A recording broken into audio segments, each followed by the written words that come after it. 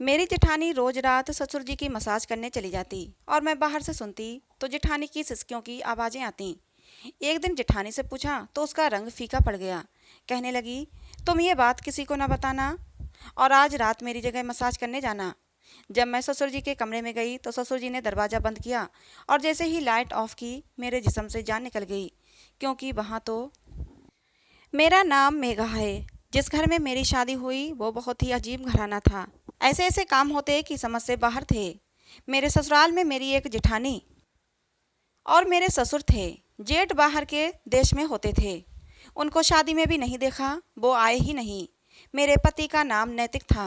दरअसल हमारी मोहब्बत की शादी थी और मेरे घर वाले राजी नहीं थे, क्योंकि मेरे पति बहुत कमज़ोर और बीमार नज़र आते थे। मेरे बाबा को पूरा यकीन था कि ये नशा करता है, जबकि ऐसा नहीं था।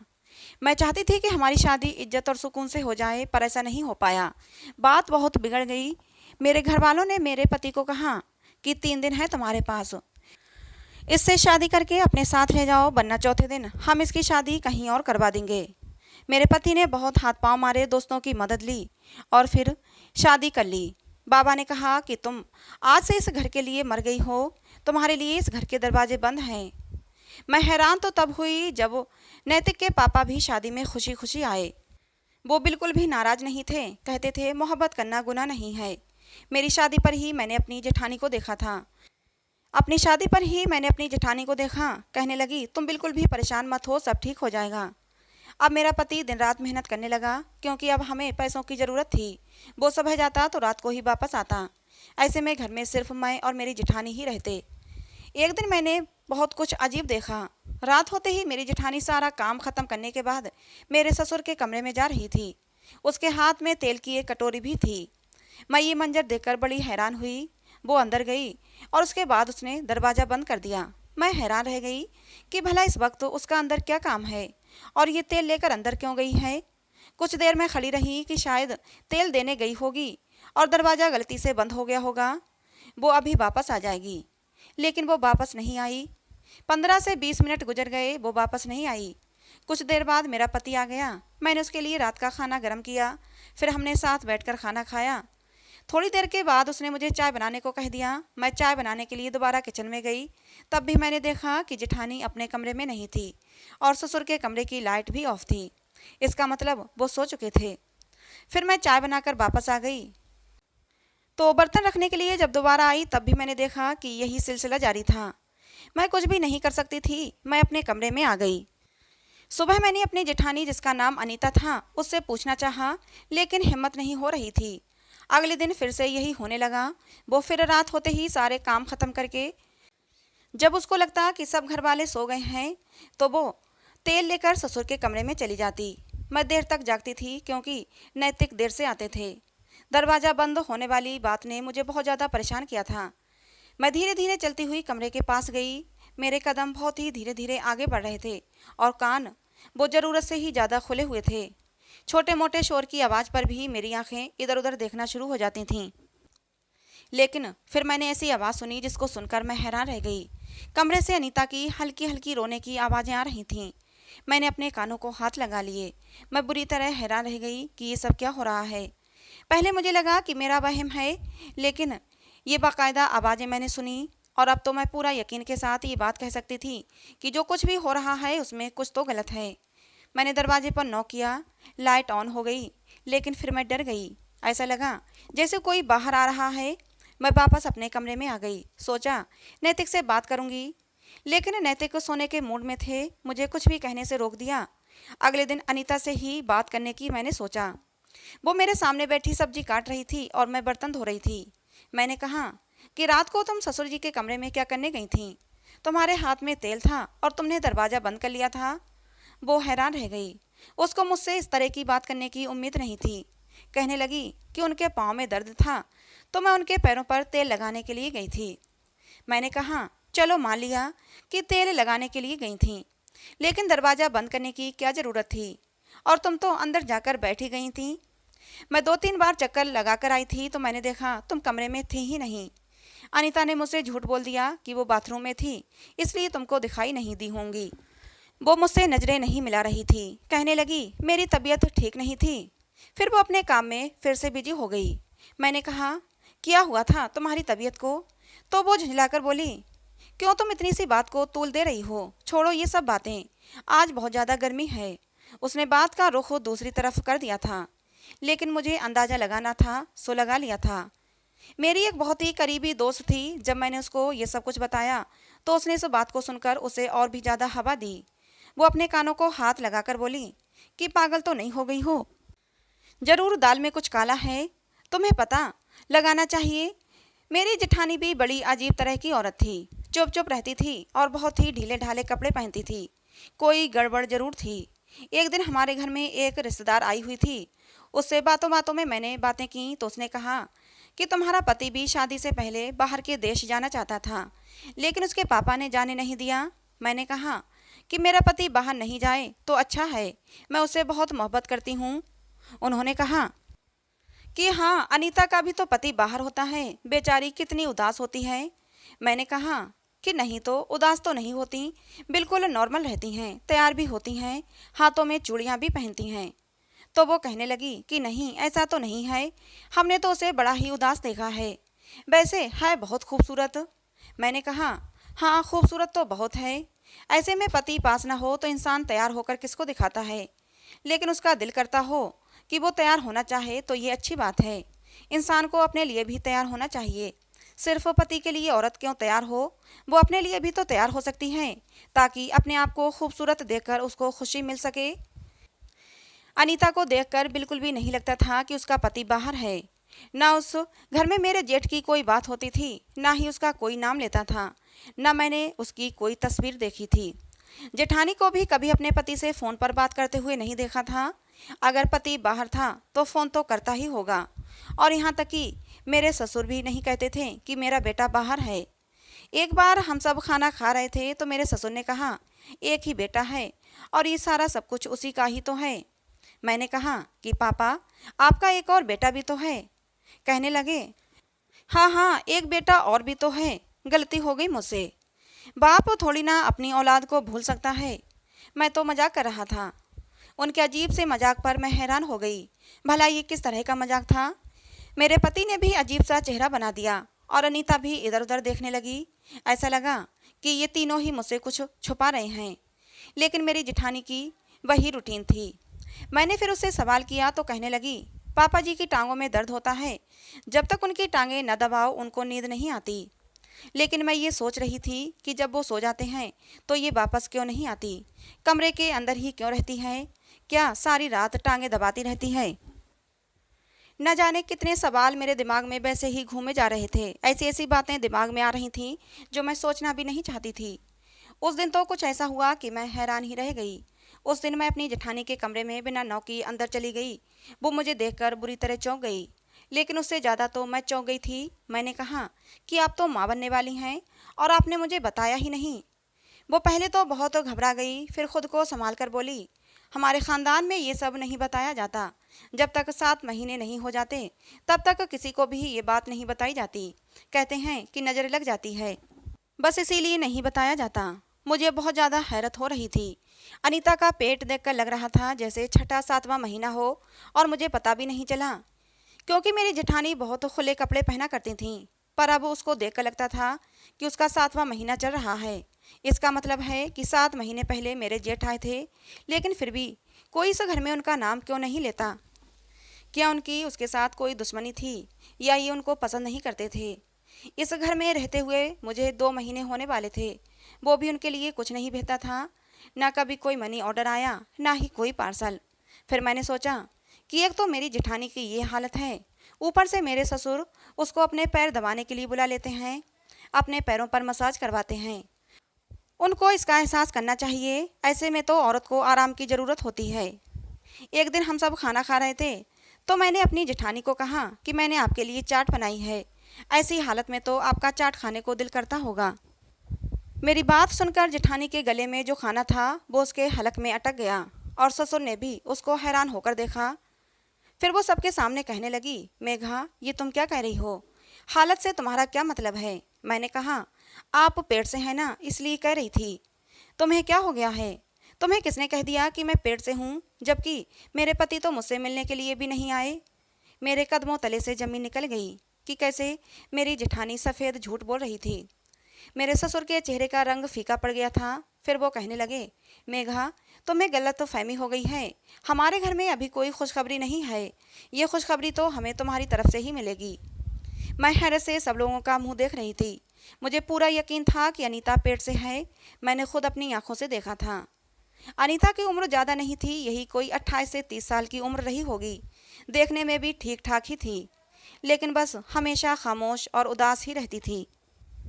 मेरे ससुर बोले, अनीता, तुम्हें अपने मम्मी के घर जाना था ना, तो चलो तैयार हो जाओ, तो मैं वहाँ छोड़ दूँ।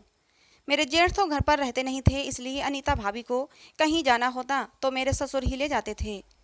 मेरे ससुर की बात सुनकर मुझे ऐसा फील हुआ जैसे मेरे जेठानी डर गई हो। वो मेरी तरफ डरी हुई नज़रों से देखने लगी। मैं समझ गई कि ज़रूर कुछ ना कुछ गड़बड़ है, और फिर मैंने दिल में पक्का इरादा कर लिया कि मैं इस राज को जानकर ही रहूँगी कि आखिर ये सब चल क्या रहा है। मेरे ससुर अनीता को लेकर चले गए। नैतिक भी अपना नाश्ता ख़त्म करके ऑफिस के लिए निकल गए। मैं घर में अकेली रह गई थी, इसलिए बोर भी बहुत हो रही थी। हमारे घर में कोई भी नहीं आता था। हमारा घर भी ऐसी जगह पर बना हुआ था जहाँ पर बहुत कम आबादी थी। शाम को जब अनीता घर आई तो मैं उसे देखकर हैरान हो गई। उसकी आंखें देखकर लग रहा था जैसे वो बहुत रोई है। उसके गाल पर एक चोट का निशान भी था। मैंने पूछा तो कहने लगी कि मैं रिक्शे से गिर गई थी, इसलिए ये चोट आई। लेकिन उसके चेहरे के हाव भाव से ही पता लग रहा था कि वो झूठ बोल रही है। वो मुझसे नज़रें चुरा रही थी। मैंने भी ज़्यादा सवाल जवाब नहीं किए। मैंने कहा, आप कमरे में जाकर आराम करो, बाकी सारा काम मैं देख लूँगी। मैंने अनीता को हल्दी वाला दूध दिया और उसके कमरे में उसे भेज दिया। आज मैंने पक्का इरादा कर लिया था कि सच्चाई जानकर ही रहूँगी। अनीता जब अपने कमरे में चली गई और थोड़ी देर बाद मुझे यकीन हो गया कि अनीता सो चुकी है, तो मैंने बाहर से दरवाज़ा बंद कर दिया। आज अनीता की जगह मैं तेल की कटोरी लेकर अपने ससुर के कमरे में जाने वाली थी। इसके अलावा मेरे पास कोई और चारा नहीं था कि मैं सच जान पाती। डर भी लग रहा था कि कहीं कुछ गलत ना हो जाए, लेकिन अब जब मैंने सोच लिया था तो पीछे हटने वाली नहीं थी। मैंने अपनी जेठानी के कपड़े पहने, हाथ में तेल की कटोरी ली और अपने ससुर के कमरे की तरफ चल दी। धड़कते दिल के साथ मैंने दरवाज़ा खोला। कमरे में हल्की रोशनी थी, नाइट बल्ब जल रहा था। कमरे में जाने के बाद मैंने दरवाज़ा बंद करने का नाटक किया था, क्योंकि अनीता भी अंदर जाने के बाद दरवाज़ा बंद कर लेती थी। हालांकि दरवाज़ा मैंने हल्का सा खुला छोड़ दिया था। मैं धीरे धीरे चलते हुए अपने ससुर के बेड के पास आ गई। मैं अभी बेड के पास आई ही थी कि मेरे ससुर ने मेरा हाथ पकड़ लिया। इतनी कस के मेरा हाथ पकड़ा कि मेरी सिसकारी निकल गई, लेकिन मैंने खुद को रोक कर रखा। अगर अभी सब कुछ सामने आ जाता तो मैं सच्चाई नहीं जान पाती। मेरे ससुर मेरा हाथ मरोड़ करके बोले, अनीता, खबरदार जो तुमने अपने मुंह से कुछ भी कहा। अगर इस घर में रहना चाहती हो तो अपना मुंह बंद करके रखो। किसी को भी पता नहीं चलना चाहिए कि तुम मेरी बीवी हो। अगर किसी को भी पता चला कि तुम मेरी बीवी हो और तुम्हारे पेट में पलने वाला बच्चा मेरा है, तो दोपहर को जो तुम्हारा हाल किया था उससे भी बुरा हाल करूँगा। ये कहकर मेरे ससुर ने मुझे जोर से बेड पर पटक दिया। मुझे तो कुछ भी समझ में नहीं आ रहा था। मेरे शरीर में तो कांटों तो खून नहीं था। मेरे ससुर बहुत ही सुकून से पानी का गिलास मुंह में लगा चुके थे और मेरे पास यही एक मौका था यहाँ से भाग जाने का।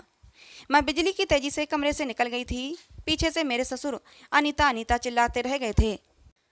मैं भागती हुई सीधा अपने कमरे में आई थी। नैतिक सो रहे थे। मैं नैतिक के सोने के बाद ही अपने ससुर के कमरे में गई थी। अपने ससुर का ये रूप देखकर मैं तो कांप गई थी। ऊपर से इतने शरीफ दिखने वाला इंसान अंदर से कितना गिरा हुआ था। घर में जो कुछ भी हो रहा था बहुत गलत हो रहा था। मतलब जिसे मैं अपनी जेठानी समझ रही थी वो तो मेरी सास थी। दोनों की उम्र में बहुत अंतर था, लेकिन जो कुछ भी हो, अनीता थी तो मेरी सास ही, और उन पर जो अत्याचार हो रहा था मैं अपनी आंखों से नहीं देख सकती थी। आज दूध का दूध और पानी का पानी हो जाना चाहिए, मैंने अपने मन में सोचा और नैतिक को झंझोड़ते हुए उठा डाला। नैतिक उठकर बैठे। वो हैरत से मेरी तरफ देखने लगे। क्या हुआ मेघा, तुम इतना परेशान क्यों हो? मैं कुछ नहीं बोली। बस मैंने नैतिक का हाथ पकड़ा और अपनी सास के कमरे में आ गई। मेरी सास अभी भी सो रही थी। शायद दोपहर के अत्याचार का असर था जो उनकी आंख नहीं खुली थी। मैंने अपनी सास को उठाया और उनका हाथ पकड़कर अपने ससुर के कमरे में ले आई। नैतिक और मेरी सास मुझे हैरत से देख रहे थे। दोनों की कुछ भी समझ में नहीं आ रहा था कि मैं ये सब क्यों कर रही हूँ। ससुर के कमरे में पहुंचकर मैंने लाइट्स ऑन कर दी। हम तीनों को कमरे में देखकर मेरे ससुर हक्का बक्का रह गए। फिर खुद को संभालते हुए बोले, क्या बात है, तुम तीनों मेरे कमरे में अचानक कैसे। नैतिक और मेरी सास मेरा मुंह देखने लगे, क्योंकि उन्हें तो कुछ पता ही नहीं था। फिर मैंने गुस्से से कहा, पापा जी, आप ड्रामा करना बंद कीजिए। आपकी हकीकत मुझे पता चल चुकी है। मैं तो आपको बहुत ही अच्छा इंसान समझती थी, लेकिन आप इतने गिरे हुए इंसान निकलोगे मैं नहीं जानती थी। मेरी बात सुनकर मेरे ससुर हड़बड़ा गए। कहने लगे, बेटा ये कैसी बातें कर रही हो, आखिर तुम्हें हो क्या गया है। मैंने क्या कर दिया। मैंने अपनी सास को आगे कर दिया। मैंने कहा, बताइए क्या रिश्ता है इनसे आपका। मेरे ससुर थूक निगलते हुए बोले, ये तुम्हारी। अपने ससुर की बात को बीच में काटते हुए मैं बोली, ये मेरी सास हैं। मेरी बात सुनकर नैतिक, मेरी सास और ससुर के चेहरे पर हवाइयाँ उड़ने लगीं। सबसे ज़्यादा तो मेरी सास डर गई थीं। वो एकदम से मेरे ससुर के पैरों में बैठ गईं और रोते हुए बोली, मुझसे कुछ मत कहना। मैंने मेघा को कुछ नहीं बताया, पता नहीं इसे कैसे पता चल गया। मैंने अपनी सास को कंधों से पकड़कर उठाया और बोली, मुझे इन्होंने कुछ नहीं बताया। आज शाम को इनकी जगह मैं ही आपके कमरे में तेल की कटोरी लेकर आई थी। आप अपनी पत्नी पर इतना अत्याचार कैसे कर सकते हैं। एक तो वो पेट से हैं, ऊपर से आप उन पर हाथ उठाते हैं, देर रात तक उनसे अपने पैरों की मालिश भी करवाते हैं। बल्कि उन्हें तो ऐसे टाइम पर आराम की और आपकी सेवा की ज़रूरत है। और तुम सबने मुझे धोखे में रखा है। मुझे सच सच बताओ, तुमने मुझसे सच्चाई क्यों छुपाई। नैतिक ने मुझे बताते हुए कहा, मेघा आराम से बैठो, पानी पियो, मैं तुम्हें सब कुछ बताता हूँ। अब तो तुम्हें सब कुछ पता चल ही गया है। अनीता हमारे घर में काम करती थी। उस समय मेरी माँ जिंदा थी। वो अनीता से बिल्कुल अपनी छोटी बहन की तरह प्यार करती थी। अनीता भी मेरी माँ की बहुत इज्जत करती थी। मेरी माँ बीमार रहने लगी थी। डॉक्टर्स को दिखाने पर पता चला कि मेरी माँ को कैंसर है और आखिरी स्टेज पर है। अनीता मेरी माँ की बहुत सेवा करती थी। एक दिन माँ ने देखा अनीता की आंखें सूजी हुई थीं। माँ ने जब उससे पूछा तो उसने कुछ नहीं बताया, लेकिन बहुत जोर देने पर अनीता रोने लगी और बताया कि मालिक ने मेरे साथ। अनीता की बात सुनकर मेरी माँ को सदमा लग गया। जिंदगी तो उनकी वैसे भी बहुत कम रह गई थी, लेकिन ये सदमा उसी समय उनकी जान ले गया। लेकिन मरने से पहले मेरी माँ ने पापा को बुलाया था और कहा था कि मरने के बाद भी मैं तुम्हें माफ़ नहीं करूँगी। पापा बहुत रोए थे, गिड़गिड़ाए थे और अपनी गलती की माफ़ी भी मांगी थी, लेकिन माँ उन्हें माफ़ नहीं कर रही थी। लास्ट में माँ ने उन्हें इस शर्त पर माफ़ किया कि मेरे मरने के बाद अनीता से शादी कर लेना। पापा ने मेरी माँ से वादा किया था कि वो अनीता से शादी कर लेंगे, बस तुम मुझे माफ़ कर दो। मेरी माँ ने पापा को माफ़ कर दिया और फिर वो इस दुनिया से चली गई। माँ के मरने के कुछ समय बाद पापा ने अनीता से शादी कर ली, लेकिन पापा अनीता को वो मान सम्मान और प्यार नहीं दे पाए जो एक पत्नी का हक होता है। पापा ने छुपकर अनीता से शादी की थी। किसी को नहीं पता था कि अनीता मेरी माँ है। पापा बहुत ही इज्जत वाले आदमी थे। सबकी नज़रों में पापा की बहुत इज्जत थी और वो नहीं चाहते थे कि लोगों को पता चले कि उन्होंने एक नौकरानी से शादी की है। माँ के मरने के बाद हमारे घर में कोई नहीं आता था। उस दिन जो एक औरत आई थी वो भी पापा की भेजी हुई औरत थी और उसने कुछ इस तरह से बातें की थीं कि तुम्हें पक्का यकीन हो जाए कि अनीता तुम्हारी जेठानी है। सब कुछ सुनने के बाद मैं पापा की तरफ मुड़ी थी। वो सर झुकाए बैठे थे, आंखों में आंसू भी थे। मैं पापा के पैरों में बैठ गई और बोली, पापा एक बार आपने जो गलती की थी हो सकता है वो अनजाने में की हो, लेकिन अब आप बार बार गलती कर रहे हैं और जानबूझकर कर रहे हैं। आपको पता है आपके ऐसा करने से मम्मी जी की आत्मा को कितना दुख होता होगा। उन्होंने अनीता को अपनी बहन समझा था और आप उसे इतना दुख देते हैं, तो फिर मम्मी जी की आत्मा खुश कैसे रह सकती है। जो रिश्ता मम्मी जी ने मरने से पहले जोड़ा था उसे पूरे सच्चे दिल से निभाएं। इसी में आपकी खुशी है और मम्मी जी की खुशी है और अनीता की भी खुशी है। अब तो आपके घर एक नया मेहमान भी आने वाला है। कल वो जब दुनिया में आएगा तो किसे अपना बाप कहेगा। कम से कम नए मेहमान की खातिर ही अनीता को सच्चे दिल से अपना लीजिए। दुनिया की परवाह करना छोड़ दें कि दुनिया क्या कहेगी। पापा जी ने मेरी तरफ देखा। उनकी आंखों में आंसू थे, शायद पश्चाताप के आंसू थे। बोले, मेघा बेटा, आज तुमने मेरी आंखें खोल दी। मैं तो इसी डर में जी रहा था कि जब लोगों को पता लगेगा कि मैंने एक नौकरानी से शादी की है तो मेरी इज्जत का क्या होगा। लेकिन आज मेरी आंखें खुल गई हैं। मैंने अपनी पत्नी से किए गए वादे को निभाया, लेकिन सच्चे दिल से नहीं। तो फिर मैंने ये कैसे सोच लिया कि मेरी पत्नी मुझे माफ़ कर देगी। बहुत बहुत धन्यवाद बेटा, जो तुमने मुझे ये रोशनी दिखाई। फिर उन्होंने अनीता का हाथ पकड़ा, उसे बेड पर बिठाया और उसके पैरों में बैठकर उससे माफ़ी मांगने लगे। अनीता, मुझे माफ़ कर दो, मैं तुम्हारा गुनहगार हूँ। मैंने आज तक कभी अनजाने में कितनी तुम्हें तकलीफ़ें दी हैं, लेकिन तुमने अपने मुंह से उफ तक नहीं किया। तुम बहुत महान हो। प्लीज़ एक महानता और कर दो कि मुझे माफ़ कर दो। अनीता एकदम उठ खड़ी हुई और मेरे ससुर के हाथ पकड़ लिए और रोते हुए बोली, प्लीज़ ऐसा ना कहें, आप तो मेरे पति परमेश्वर हैं। मुझसे माफ़ी मांगते हुए आप अच्छे थोड़ी लगते हैं। आपने मुझे सच्चे दिल से अपना लिया है, यही मेरे लिए सब कुछ है। दोनों की आंखों में खुशी के आंसू थे। मैं भी बहुत ज़्यादा खुश थी। नैतिक बहुत ही प्यार से मुझे देख रहे थे कि आज मैंने सब कुछ सुलझा दिया था। घर में कोई परेशानी और कोई अब तकलीफ नहीं थी। कुछ ही दिनों बाद अनीता ने एक प्यारी सी बच्ची को जन्म दिया। पूरे घर में खुशियां फैल गई थीं। मेरे ससुर तो बहुत ही खुश थे। उस नन्ही सी बच्ची को गोद में उठाकर ऐसे उछल रहे थे जैसे अभी अभी उनकी शादी हुई हो और ये उनका पहला बच्चा हो। मेरी सास ने मुझे गले से लगाकर ढेरों दुआएं दी थीं और मुझे खूब सारा प्यार किया था। कहने लगी, आज तुम्हारी वजह से मेरे बच्चे को बाप का प्यार और मुझे पति का प्यार मिला। मैं तुम्हारी बहुत बहुत शुक्रगुजार हूँ। आज हमारे घर में खुशियाँ ही खुशियाँ हैं और नैतिक भी बहुत खुश हैं। और अनीता और मेरे ससुर का तो कहना ही क्या, उनकी ज़िंदगी को तो जैसे एक नया मकसद मिल गया हो जीने के लिए। तो दोस्तों, आपको आज की हमारी ये कहानी कैसी लगी? कमेंट बॉक्स में अपनी राय ज़रूर देना। पसंद आई हो तो प्लीज़ लाइक करना। ऐसी और कहानियों के लिए हमारे चैनल को सब्सक्राइब करना। मिलते हैं दोस्तों अगली किसी नई कहानी में।